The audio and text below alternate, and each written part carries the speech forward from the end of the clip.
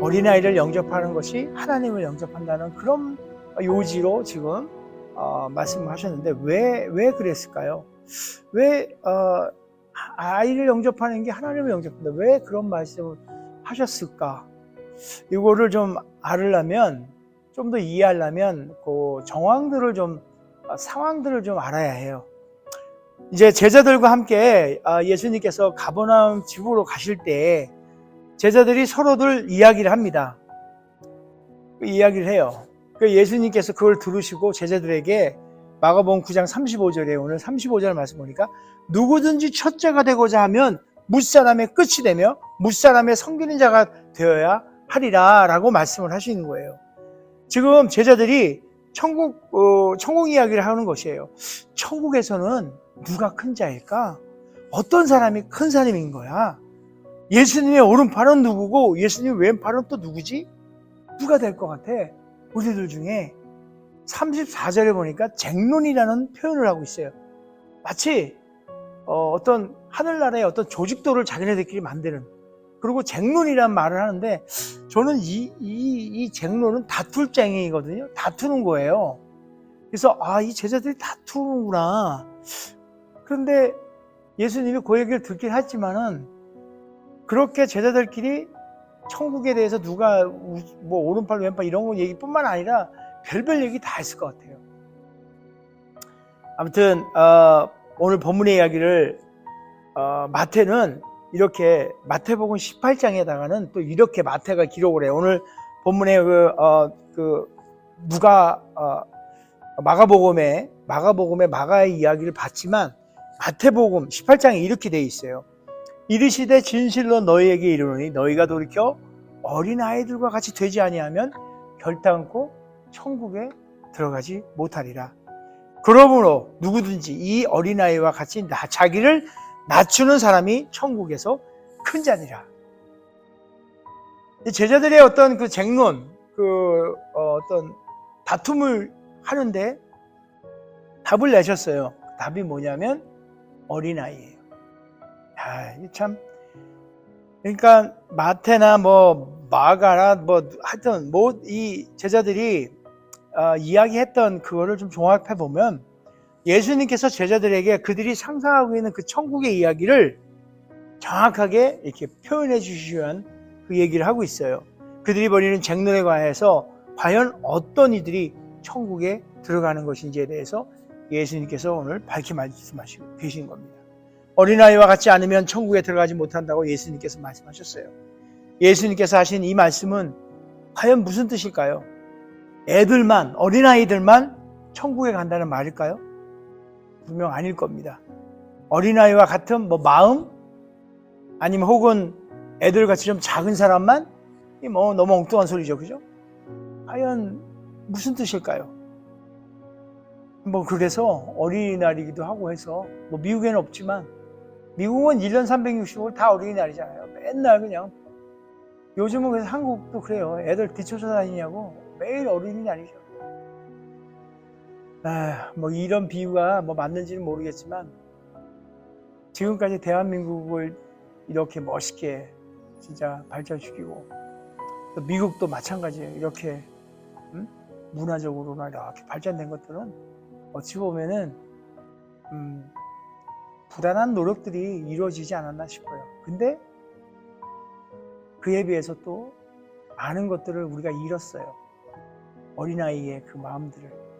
아무튼 천국은 그런 어린아이의 마음을 가진 자만이 가는 곳일까? 사실 좀 아닌 것 같아요. 그래서 생각을 좀 해봤어요. 근데 이런 건 거꾸로 말을 하면 그래요. 어린아이처럼 순수한 사람들이 천국에 가는 건, 그러니까 천국에 간 사람들이 어린아이와 같은 순수한 마음도 갖고 있지 않았나? 거꾸로 얘기하면 그 말은 돼요. 그러나 순수한 마음이 천국을 간다, 이거는 또 성립이 안 되는 것 같아요. 사실 그렇죠. 어린아이 같은 마음을 천국에 있는 분들은 가졌을 거예요. 어린아이라고 한다면 특별히 우리가 이렇게 얘기할 수 있어요. 때묻지 않고 티가 없고 해맑은 아이들, 이런 아이들을 우리가 뭐라 그래요?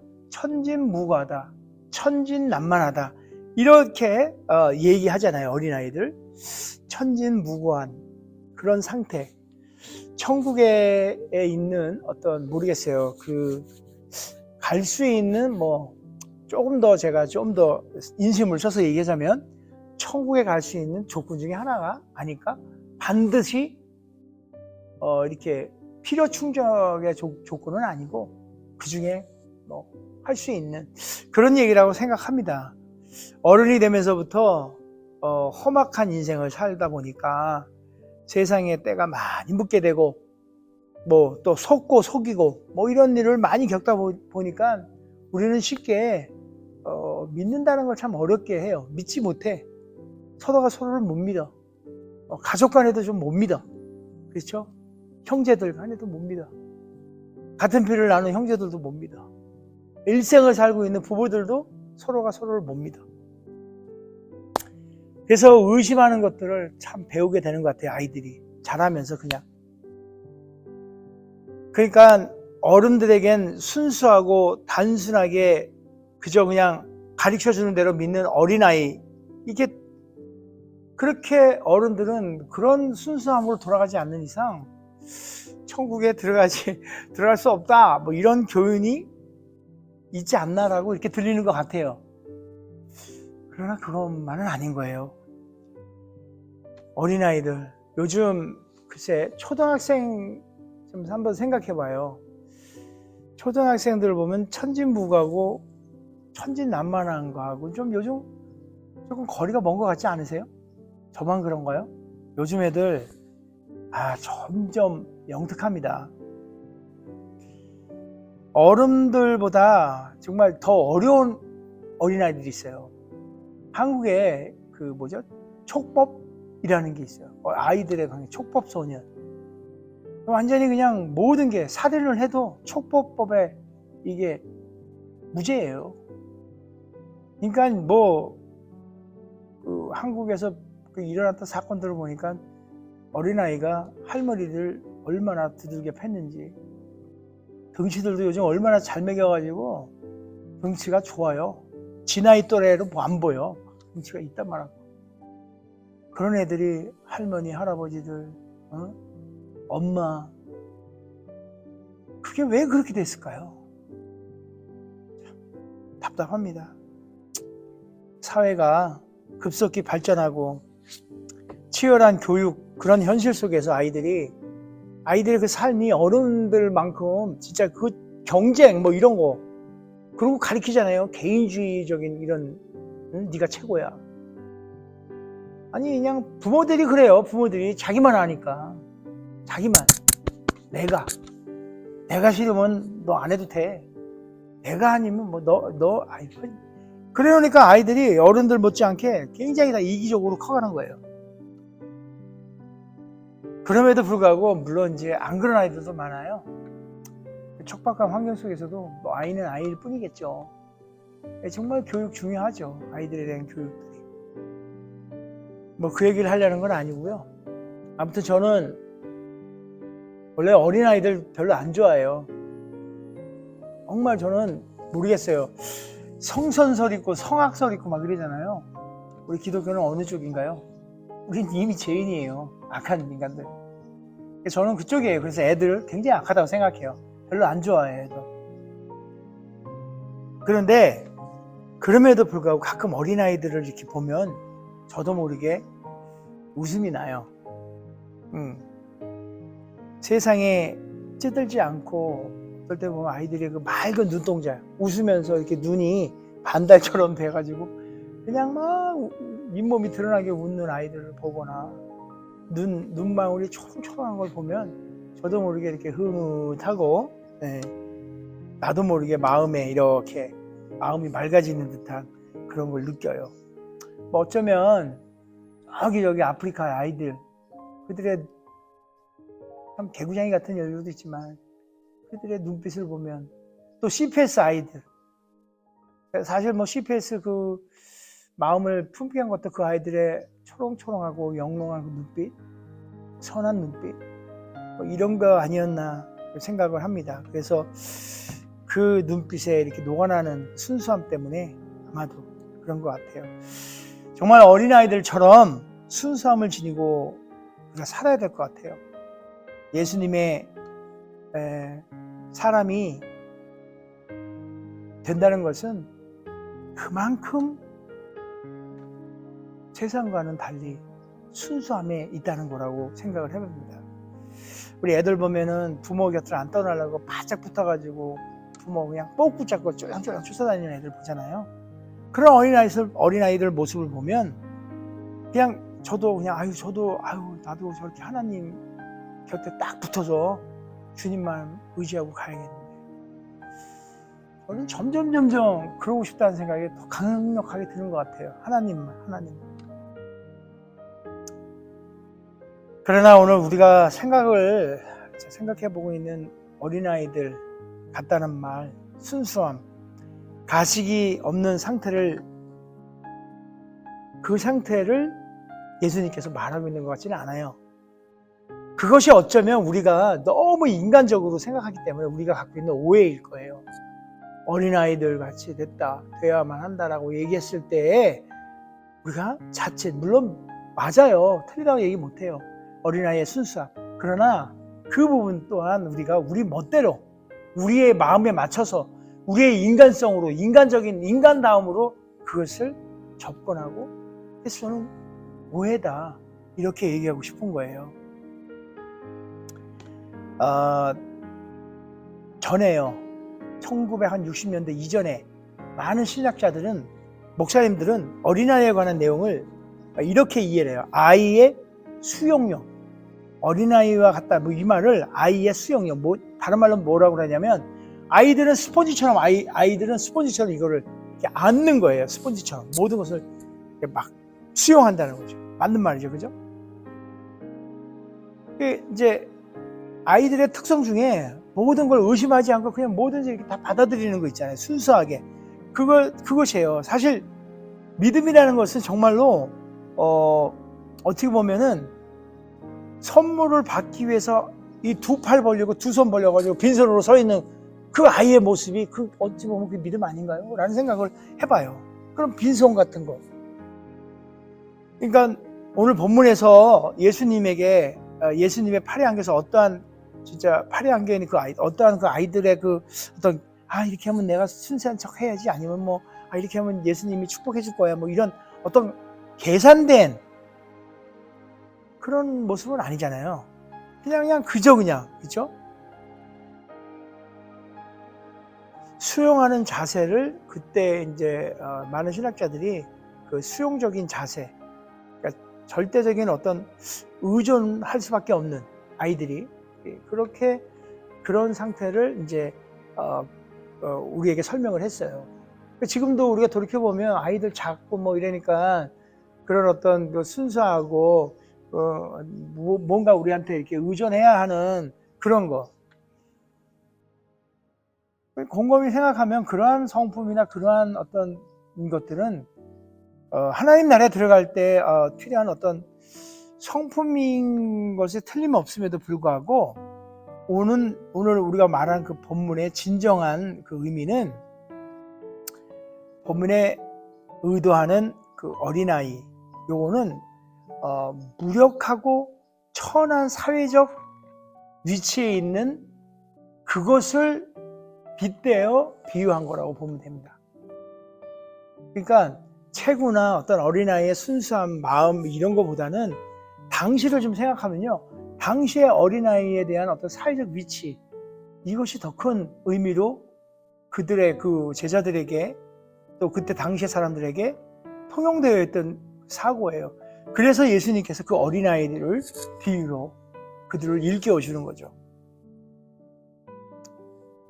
지금 오늘날도 우리가 보면 제3세계에 있는 어린아이들 보세요. 여기 우리 미국 땅에 살고 한국 땅에 살고 있는 아이들 말고 제3세계에 있는 아이들, 제가 인터넷을 통해서 어떤 영상도 보고 사진도 보니까 초등학교 한 3학년 요것뿐이 되지 않는 애들이 K1, AK, 소총 이거를 들고 서 있는 거예요, 애들이. 참 비인격적인 대우를 받으면서 아이들에게 그런 살인이라든지 이런 게 전혀 죄의식 없이, 그러니까 어른들의 범죄적인 그런 일들도 애들이 서슴지 않고요. 오히려 그 아이들을 이용해서 범죄의 어떤 희생양이 되게끔 하고 뭐 이런 일들이 많아요. 어린 아이들이. 더 이상 그 어린 아이가 신체적으로 하기 어린 아이겠어요. 그거. 이 유대의 그 당시의 어린 아이들은 당시의 어떤 문화처럼 아이들은, 과부하고 아이들은 굉장히 그 천한, 제일 밑바닥에 있는 그런 존재였어요. 방어 능력도 없죠. 생산 능력이 없죠. 그저 그냥 어른들에게 복종하고 살아야 되는 어떤 높임의 대상이 될 수 없는 가장 미천한 이런 위치의, 사회적 위치를 갖고 있는 아이들이, 사람들이 어린아이였어요. 그 예수님이 그런 아이들의 어떤 사회적 위치를 이제 보여주는 거죠. 예수님의 그 제자들이 일어났던 그 논쟁 있잖아요. 왜 예수님께서 어린아이들을, 그 논쟁에 대해서 답을 왜 어린아이들 이렇게 데려다가 이야기했는지 조금 짐작이 오죠. 그죠? 마가복음 9장 33절 34절의 말씀이에요. 가버나움에 이르러 집에 계실 때 제자들이 물어 이르시되, 그러니까 가버나움 집에 도착을 했어요. 근데 그 오는 과정 속에서 제자들이 논쟁을 벌린 거를 예수님이 듣고 집에서 도착해서 그들에게 물어봐요. 너희가 길에서 서로 토론한 것이 무엇이냐? 그렇게 물으니까 그들이 잠잠했대요. 그들이 잠잠하니, 이건 뭔 뜻일까요? 잠잠했다니까, 걸렸네? 내지는, 잘못했고, 이게 자기네들 모르게 이 마음속에 뭔가 이게 부딪히는 게 있는 거예요. 그러니까 입 다물고 그냥 가만히 있는 거예요. 우리가 어떤 사람이 뭔가 잘못했을 때 뭔가 걸렸잖아요. 딱 거기에. 그러면 그 사람들 뭐예요? 입 딱 다물어요. 일반적으로. 그런 사람은 양심이 있어요. 저는. 근데 대꾸해요. 자꾸 자기 변명 늘어놓고. 그리고 심지어 너는 이렇게 들이대는 사람도 있어요. 진짜 사악하죠. 그건 더. 그러더니 이래요. 이는 길에서 서로 누가 크냐 하고 쟁론하였습니다. 마가가 얘기하는 거예요. 누가 크고, 이게 쟁론, 이게 다퉜다잖아요. 다툼이에요. 예수님이 알면서도 그 다툼에 대한 답을 주는 거예요. 왜냐하면 그들이 갖고 있는 생각을 예수님은 다 깨뜨려 보기 때문이야. 그래서 그 전절, 그 31절에 보면 예수님께서 이제 곧 사람들의 손에 넘겨져. 그러니까 31절은 예수님이 제자들에게 뭘 설명했냐면요. 내가 이제 곧 십자가에 죽을 거요. 너희들 때문에. 이런 걸 설명을 해주는데도 불구하고 이 사람들은 그거랑 전혀 관계 없습니다. 천국 가면 누가 오른팔, 왼팔 이런 거 하고 있는 거예요. 그거를 예수님이 딱 물어보는데 잠잠한 거죠. 그러니까 정말 심각한, 예수님의 지금 이 처해 있는 이 심각한 상황에도 불구하고 이 제자들은 자신들의 안위와 내 핑계와 내가 어떤 자리에 있어야 할 건지를 조금이라도 높은 자리에 있고 원하는 그 마음에, 그런 위치에만 관심이 있는 한심한 논쟁을 벌이고 있었던 거예요. 그래서 예수님께서 그 다음 절에 보면은 천국에는 어떤 사람이 가야 되고, 섬기는 자가 아니라 끝에 와 있는 자가, 무릎 끝에 있는 자가 섬김을 받는다 하잖아요. 그래서 바로 예수님께서는 제자들의 어리석은 논쟁을 답답하게 생각하면서 진정 높아지기를 원한다면 세상의 그 가치, 그거와는 반대로 가야 된다. 정반대로 그렇게 말씀하신 거예요. 이를 위해 당시 진짜 낮고 보잘것없는 그 약자였던 그 어린아이들을 예로 두신 거예요. 이렇게 가장 낮은 자를 영접하는 것이 가장 높으신 하나님을 영접하는 것이라는 그런 역설적인 진리를 오늘 우리에게 말씀하고 계십니다. 예수님은 어린이의 그 예를 통해 천한 자를 영접하는 것이 하나님을 영접하는 것이라는 사실, 그리고 무력하고 천한 자의 자리까지 낮아짐이 진정 높아지는 길이라는 그 사실, 이거를 우리에게 보여주고 계시는 거예요. 그리고 다음 장 9장이 아닌 10장으로 넘어가 보면 13절 이하 13절 이하에 사람들이 어린아이들을 예수님께로 이렇게 데리고 와요. 자, 9장에서 어린아이와 같지 않으면, 어린아이를 데려다 놓고 설명을 했어요. 그죠? 너희들의 논쟁이 세상적으로 판단할 일들이 아니야, 이렇게 얘기했고, 그래요. 근데 10장에 보니까 사람들이, 이제 무리들이 예수님께 어린아이들을 이렇게 데리고 와요. 그러니까 아마 사람들이 그 자신의 어린아이들을 이렇게 예수님께 데리고 나오는 게, 그 아이들을 이제 아이들에게 예수님이 이렇게 손을 얹고 진짜 축복해 주기를 원해서 데리고 나와요. 그런데 예수님의 제자들은 거기다 대고서 뭐라 그러는 거예요. 꾸짖는 거예요. 아니, 조금 전에 그렇게 했는데도 불구하고 여전히, 그 전에 분명히 얘기했는데도 불구하고, 이거 뭐 붕어 대가리도 아니고 여전히 그들은, 우리는 여전히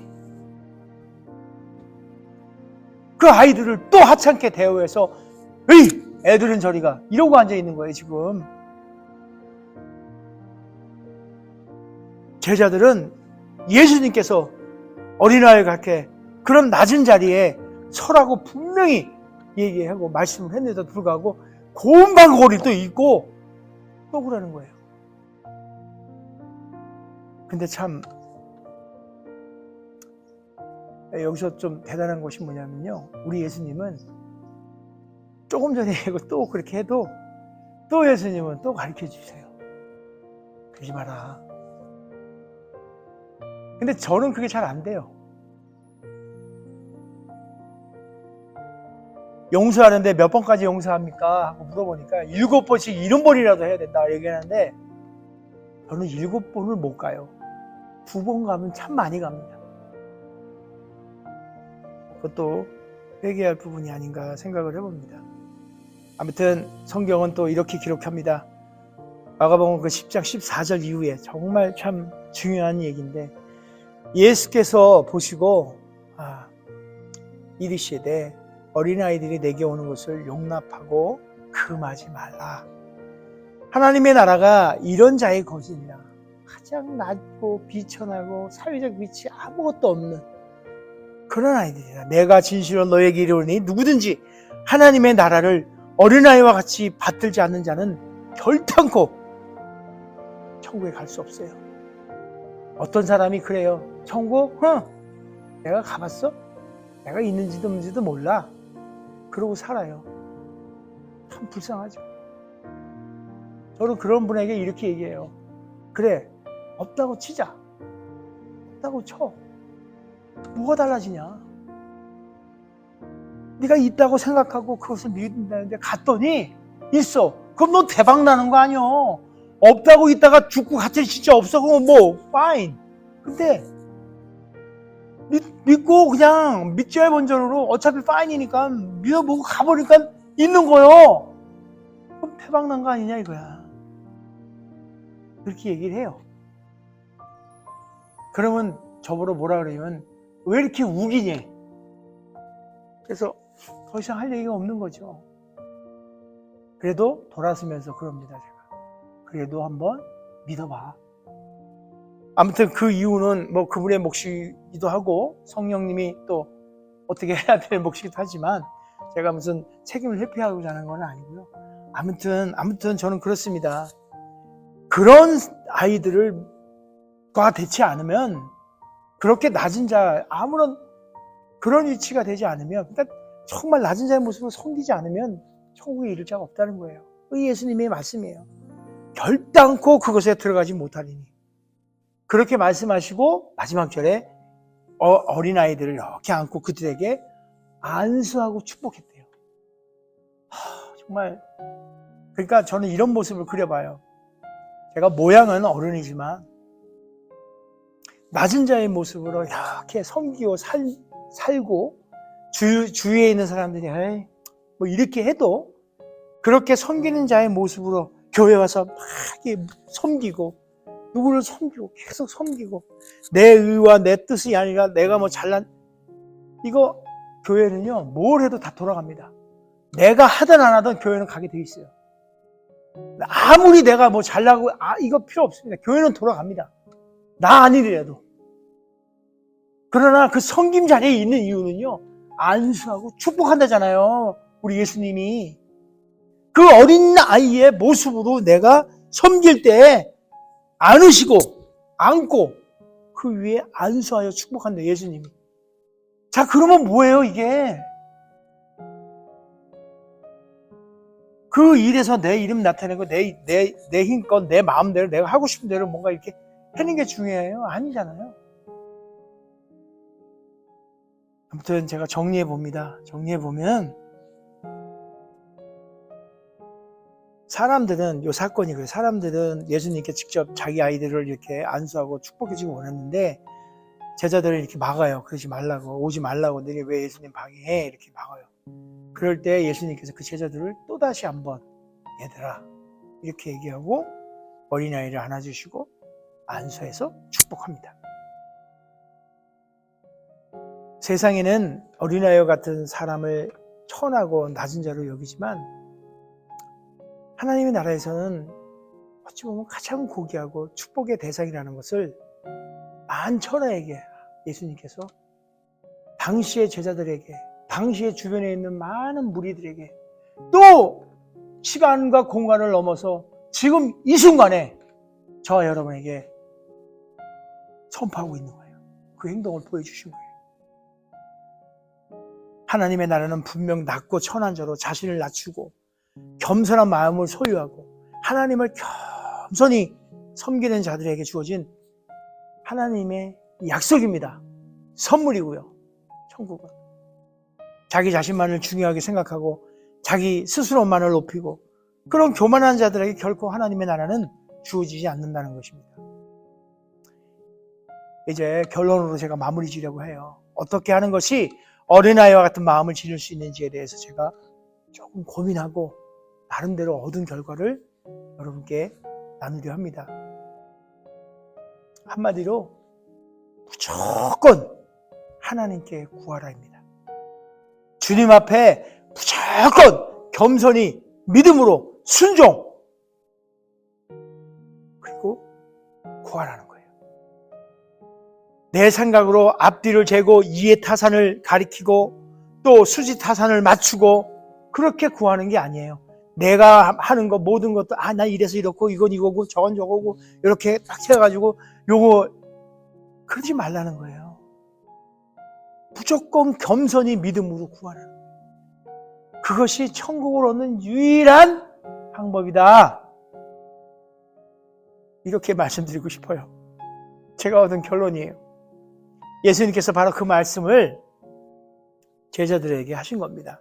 아이들과 같이 아니하고 정말 그 아이들과 같이 아니하고서는 천국에 들어올 자가 없다는 그 말씀이 어린아이들처럼 그저 그냥 아무런 거 없는 위치 이런 거 아무것도 없는 그냥 무조건 하나님 앞에서 겸손히 믿음으로 순종하며 구하는 것. 제가요 며칠 전에 전화 한 통을 받았어요. 한 이틀 지금 이틀뿐이 안 됐을걸요. 금요일이에요. 금요일날 전화 한 통을 받았어요. 이름도 신분도 밝히지 않은 그런 분에게 익명으로 전화를 받았는데 나이가 한 60대 후반 이렇게 되는 분인 것 같아요. 이제 그분이 요즘 저희가 지금 하고 있는 지금 그 연합 광고 교차로 신문 광고를 보고 아마 이분이 여기저기 물어보다가 저한테 전화 온 것 같아요. 정말 대단해요. 이 광고가 이렇게라도 어떤 형태라든지 지금 누군가에게 보여지고 있고 읽혀지고 있다는 거, 복음이. 그래서 너무너무 감사한 일이 아닐 수 없다 이렇게 생각을 하고 그 전화를 받았어요. 그랬더니 그분이 하는 말씀이 이래요. 광고가 대략 8번 나갔는데 2달 동안 신문에 게재되었는데 전화가 얼마나 왔나요, 목사님? 이렇게 얘기를 물어보는 거예요. 제가 좀 당황했어요. 그랬더니 이분 얘기를 들어보니까 이분이 저의 뒷조사를 다 한 것 같아요. 우리 교회 웹사이트도 가서 다 봤어. 그러고선 중부시장에서 노방전도 하고 버스킹 하는 것도 다 알아. 그리고 언제 하니? 그런 식으로 다 알고, 자기는 다 알고 있다, 너를 내가 이렇게 알고 있다 하면서 이 얘기를 꺼낸 거예요. 몇 번이나 전화 왔네요. 이분의 의지는 그 광고 그거 쓸데없는 거라는 그런 어떤 뉘앙스를 주시더라고요. 그래서 제가 그렇게 말씀드렸어요. 선생님이나 저나 우리의 눈으로 하나님의 일을 열매로 판단하고 찾는다면 우리는 교만한 자리에 있을 수밖에 없습니다. 우리의 잣대는 교만한 눈이에요. 하나님의 일을 우리의 눈으로 판단하거나 결과물을 결정하는 것은 우리 스스로 하나님이 되고자 하는 그런 교만입니다. 하나님의 일은 우리가 생각하듯 그렇게 내 눈에 보이듯이 막 내가 계획하고 내가 생각하고 내가 그냥 이 짧은 경험으로 의해서 이루어지는 이런 일들이 아니에요. 오직 하나님의 전적인 뜻에 의해서 이루어집니다라고 내가 말씀을 드렸어요. 그랬더니 이분이 아이고 목사님 98%는 맞아요. 2%는 부족하다는 거예요. 그래서 이 대단하신 분이다. 그래서 하여튼 제가 그랬어요. 기도해 주시라고. 기도해 주시고 2%를 위해서 기도해 주시라고 해서 전화를 이제 끊었는데, 아무튼 지금 이 전화하신 이분이나 저나 여러분이나 필요한 것은 내 생각이 아닙니다. 무조건적으로 하나님 앞에 겸손히 정말 믿음으로, 진짜 중요해요. 믿음으로, 그 다음에 또 순종하며 뭐든지 구하는 거예요. 믿음으로 순종하며 구하는 거예요. 겸손히. 자, 그런 거예요. 하나님께 정말 진짜 우리의 이 짧고 짧은 소견으로 우리가 먼저 이렇게 앞서가지 말아야 될 것 같아요. 어린아이 같은 그런 믿음으로 그냥 오직 하나님께 의지하며 하나님께 구해야 할 줄 믿습니다. 그래야 지금의 우리 현재 이 삶도 천국의 삶을 살아갈 수 있을 거예요. 고통 가운데 있는 거 아니에요? 왜 고통 가운데 있겠어요? 내 맘대로 안 되니까, 내 뜻대로 안 하니까. 나는 이런 게 할 것도 많은데 왜 저렇게 안 하는 거야? 왜 나를 이해 못 하는 거야, 저 사람은? 나는 이걸 해야 되는데, 왜? 그러면 그게 스트레스죠. 그게 무슨 천국의 삶을 누릴 수 있는 일이겠어요? 그냥 지옥 같은 일이죠, 날마다. 저도 회개합니다. 내 뜻과 되지 않는다고 그 사람을 탓하고, 내 뜻과 되지 않는다고 저 어떤 단체를 탓하고, 나와 동행하지 않고 나와 함께 안 한다고 저 목사님을 비난하고 걱정하고, 말 같지도 않은 걱정이죠. 사실 무심한다는 건 쉽지 않은 일이죠. 무심하다는 게. 근데 이게 사람이다 보니까, 욕심 가운데 있다 보니까 그래요. 그래서 그렇게 내 의지와 내 소견을 먼저 앞세운다면 그냥 근심하고 걱정하고 의심하고 이런 것들이 우리 삶에 들어옵니다. 그래서 그 삶 때문에 우리는 늘 피폐한 삶을 살 수밖에 없을 것 같아요. 그래서 무조건 하나님께 구하면 됩니다. 어린아이와 같은 순종은 믿음에 있어서 필수적인 요소예요. 어린아이와 같은 진짜 순한 순종은 믿음, 우리가 더 순종할 때, 지금보다도 더 순종할 때 우리의 믿음은 더욱더 강력하게 발휘할 줄 믿습니다. 세상 진짜 어떠해도 무조건 하나님만 의지하고 하나님께 구하고 하나님의 뜻을 순종하는 그것만이 우리를 더욱 견고한 믿음 위에 올려놓을 줄 믿습니다.